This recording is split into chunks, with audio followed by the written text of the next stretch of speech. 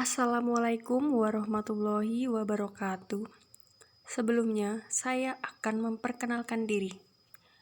Perkenalkan, nama saya Pungki Yuliana dari kelas R7F dengan NPM 2017-21500-462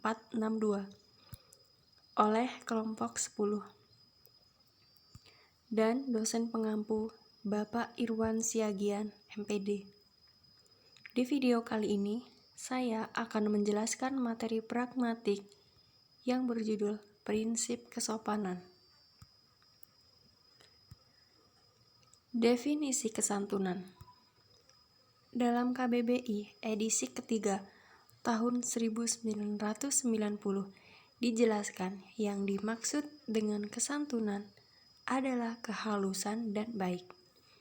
Dalam arti budi bahasanya, tingkah lakunya. Kesantunan merupakan aturan perilaku yang ditetapkan dan disepakati bersama oleh suatu masyarakat tertentu sehingga kesantunan sekaligus menjadi prasyarat yang disepakati oleh perilaku sosial. Oleh karena itu, kesantunan ini biasa disebut tata krama. Kesantunan berbahasa menurut para ahli. Menurut Zamzani dan kawan-kawan, tahun 2010 halaman 2, kesantunan atau politenis merupakan perilaku yang diekspresikan dengan cara yang baik atau beretika. Kesantunan merupakan fenomena kultural, sehingga apa yang dianggap santun oleh suatu kultur mungkin tidak demikian halnya dengan kultur yang lain. Menurut Cair, tahun 2010, halaman 10, secara singkat dan umum ada 3 kaidah yang harus dipatuhi agar tuturan kita terdengar santun oleh pendengar atau lawan tutur kita. Di antaranya, formalitas atau formality, ketidaktegasan atau hesistensi, kesamaan atau kesekawanan, equality or camaraderie. Istilah sopan merujuk pada susunan gramatikal tuturan berbasis kesadaran sehingga setiap orang berhak untuk dilayani dengan hormat. Sementara santun itu berarti kesadaran mengenai jarak sosial. Thomas, tahun 1995. Kesopanan berkaitan dengan suasana pembicaraan yang menghendaki agar pembicara dapat mengekspresikan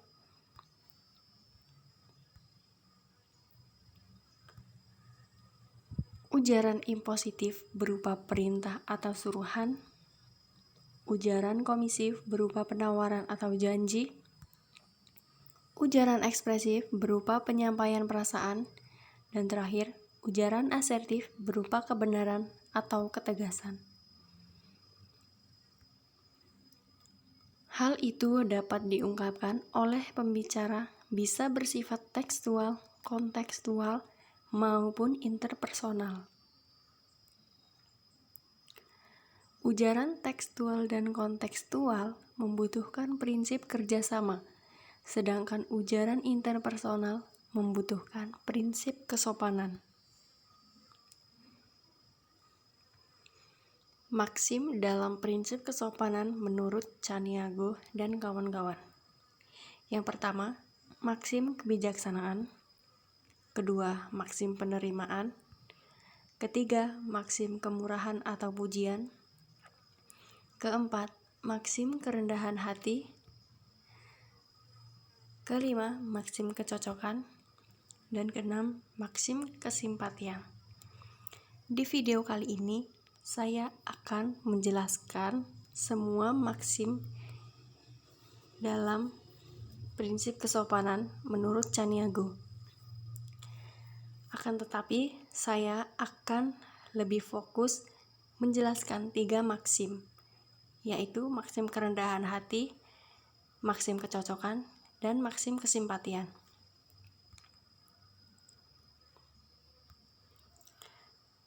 Penjelasan pertama dari maksim kebijaksanaan. Menurut Rahardi, tahun 2005, halaman 60, mengungkapkan gagasan dasar dalam maksim kebijaksanaan dalam prinsip kesantunan adalah bahwa para peserta pertuturan hendaknya berpegang pada prinsip untuk selalu mengurangi keuntungan dirinya sendiri dan memaksimalkan keuntungan pihak lain dalam kegiatan bertutur.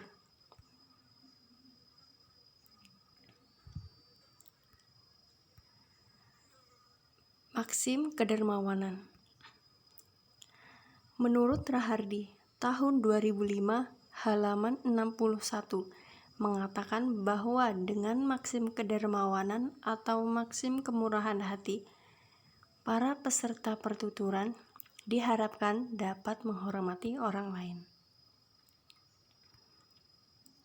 Maksim penghargaan. Menurut Wijana, tahun 1996, halaman 57, maksim penghargaan ini diutarakan dengan kalimat ekspresif dan kalimat asertif.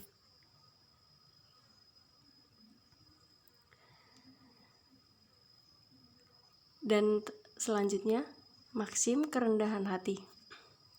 Menurut Rahardi, tahun 2005, halaman 63, mengatakan bahwa di dalam maksim kesederhanaan atau maksim kerendahan hati, peserta tutur diharapkan dapat bersikap rendah hati dengan cara mengurangi pujian terhadap dirinya sendiri. Dan menurut Wijana, 1996, halaman 58, mengatakan maksim kerendahan hati ini diungkapkan dengan kalimat ekspresif dan asertif. Maksim ini diungkapkan oleh penutur dalam bentuk ujaran ekspresif dan asertif. Kecuali itu, penutur berusaha agar meminimalkan pujian kepada diri sendiri dan memaksimalkan kritikan kepada diri sendiri. Apa itu ujaran ekspresif dan asertif?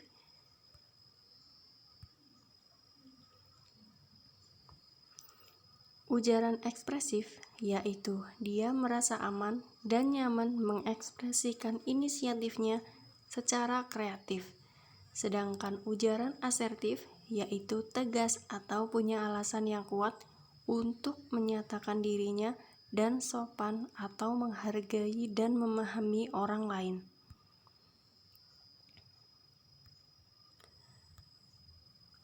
Agar lebih jelas, simak contoh berikut.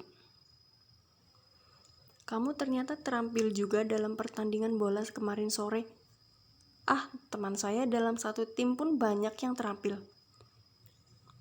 Contoh yang kedua. Kamu ternyata bisa menggiring bola sampai ke gawang.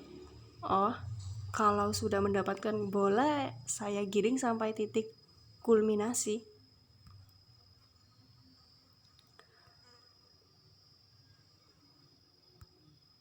Ujaran 14, lebih sopan. Mengapa? Karena ujaran itu diungkapkan dalam bentuk ekspresif dan asertif, sekaligus meminimalkan pujian kepada diri sendiri dan memaksimalkan kritikan kepada diri sendiri. Sedangkan ujaran 16, lebih tidak sopan. Mengapa? Karena meminimalkan kritikan kepada diri sendiri, tetapi memaksimalkan pujian kepada diri sendiri. Selanjutnya, maksim kecocokan. Menurut Rahardi, tahun 2005, halaman 64. Dalam maksim ini ditekankan agar para peserta tutur dapat saling membina kecocokan atau kemufakatan di dalam kegiatan bertutur.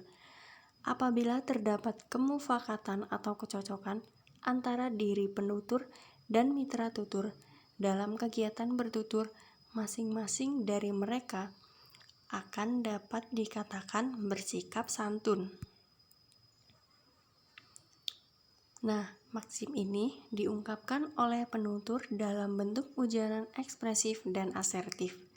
Kecuali itu, penutur berusaha agar tuturannya meminimalkan perbedaan pendapat dengan orang lain dan memaksimalkan persamaan pendapat dengan orang lain.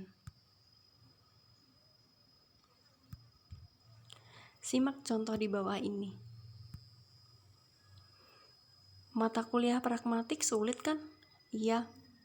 Mata kuliah pragmatik sulit kan? Ah, siapa bilang mata kuliah pragmatik itu sulit?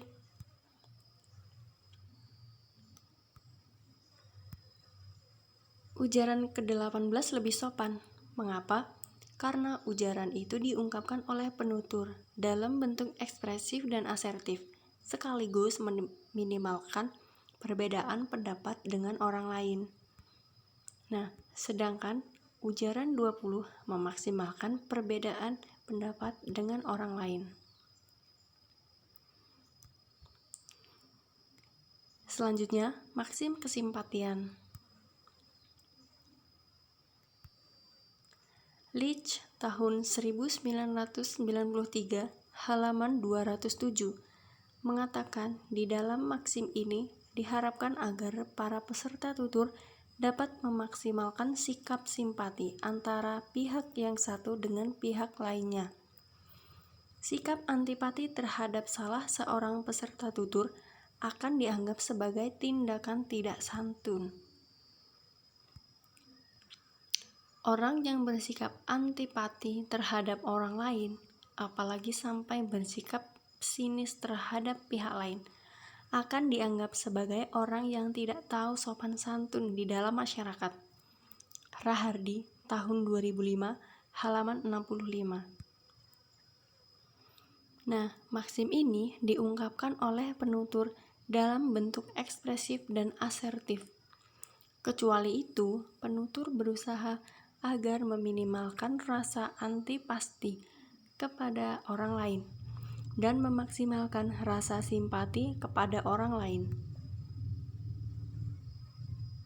Simak contoh berikut. Ani, Tut, nenekku meninggal. Tuti menjawab, Innalillahi wa inna ilaihi raji'un, ikut berduka cita. Nah, dari tuturan di atas, terlihat Tuti menunjukkan rasa simpatinya kepada Ani. Orang yang mampu memaksimalkan rasa simpatinya kepada orang lain akan dianggap orang yang santun. Nah, dari penjelasan yang sudah saya sampaikan, dapat ditarik kesimpulan, yaitu prinsip kesopanan adalah suatu tindakan yang sekedar beradab saja, namun makna yang lebih penting yang diperoleh dari sopan santun ialah merupakan mata rantai yang hilang antara prinsip kerjasama dengan masalah bagaimana mengaitkan daya dengan makna.